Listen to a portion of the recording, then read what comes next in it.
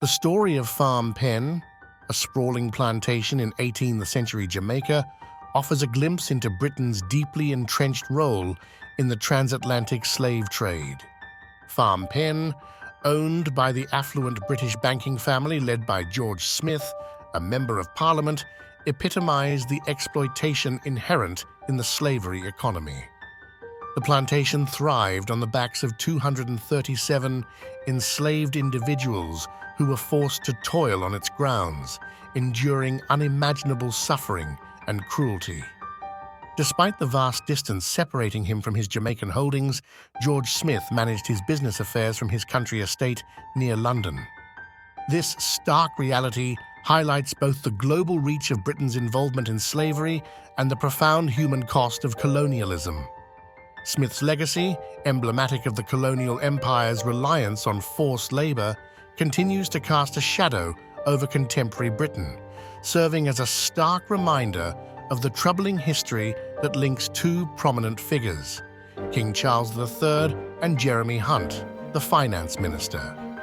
Jeremy Hunt is directly related to George Smith through their shared ancestry, further emphasizing the enduring connections between Britain's past involvement in the transatlantic slave trade and its present-day political landscape. The revelation of Smith's direct ancestry to these modern-day leaders underscores the enduring impact of Britain's past on its present. Moreover, it sheds light on the complex interplay between wealth, power, and exploitation that characterized the transatlantic slave trade. But the connection doesn't end there.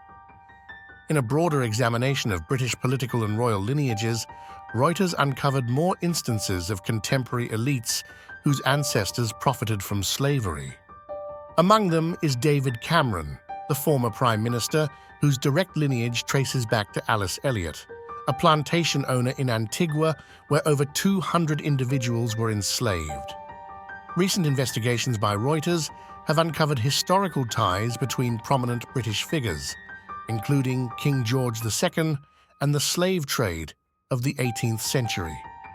King George II, unveiled as the 8 times great-grandfather of the current British monarch Charles III, held financial investments and served as governor for the South Sea Company.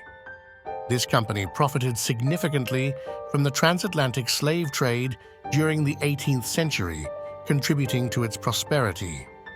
David Cameron, former Prime Minister of Britain, declined to provide comment to Reuters regarding these findings.